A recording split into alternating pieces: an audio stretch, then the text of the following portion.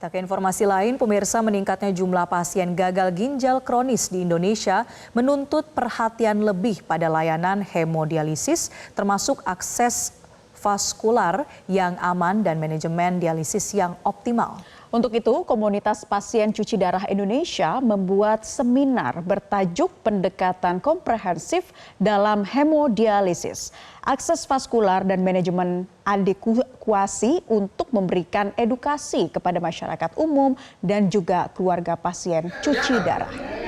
Komunitas Pasien Cuci Darah Indonesia atau KPCDI menyelenggarakan seminar bertajuk pendekatan komprehensif dalam hemodialisis, akses vaskular, dan manajemen adekuasi. Menghadirkan pakar-pakar di bidang spesialis bedah, subspesialis bedah vaskuler, dan endovaskuler.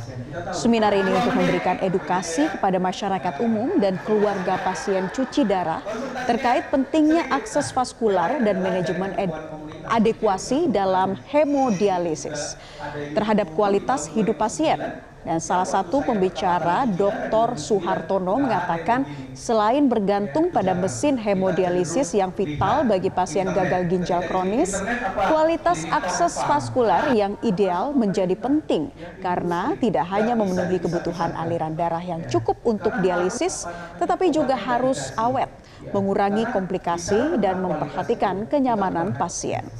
Begitu ya. Nah, ikatan perawat dialisis juga itu menjadi penting. Jadi fistula arteri venosa itu adalah kita menyambung pembuluh darah balik dengan pembuluh darah nadi. Sehingga aliran di pembuluh darah ada balik ini menjadi kuat dan diameternya menjadi besar. Artinya gampang ditusuk, alirannya kuat, cukup untuk masuk ke mesin. Itu yang paling utama. Sedangkan kalau kateter itu adalah kita memasukkan benda asing ke dalam badan orang, ke badan pasien. Artinya pasti perlu waktu, punya resiko yang lebih tinggi, terutama untuk infeksi, untuk mampet, untuk lain-lainnya. Dibandingkan dengan kita membuat suatu fistula arteri venosa.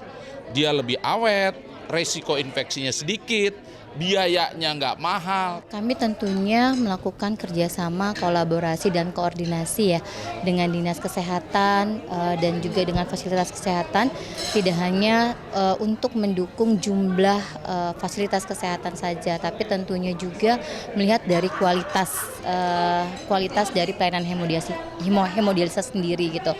Seperti kita melihat kesesuaian tadi ya antara jumlah peserta HD dengan jumlah sarana yang tersedia untuk saat ini, apakah sudah mencukupi atau belum gitu.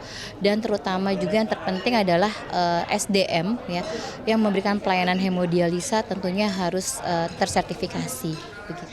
Jumlah pasien gagal ginjal di Indonesia saat ini terus meningkat. Hal ini berdampak semakin padatnya antrian di unit hemodialisis dan tingginya permintaan layanan bedah akses vaskular hemodialisis di rumah sakit.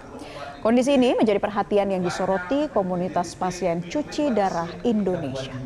Gunanya apa? Untuk memperkuat juga ilmu. Nggak bisa dipisah-pisahkan. Ini kan diskusi tersebut hanya melibatkan organisasi profesi, kadang rumah sakit, BPJS Kesehatan, Kementerian Kesehatan. Pasien ini kan menjadi objek saja, begitu kan. Untuk itu acara seperti ini yang melibatkan pasien itu menjadi penting karena bagaimanapun layanan kesehatan itu harus menerima umpan balik dari pasien. Kami kan yang menggunakan menggunakan BPJS Kesehatan, layanan begitu ya. Otomatis karena kami menggunakan layanan harus ada umpan balik.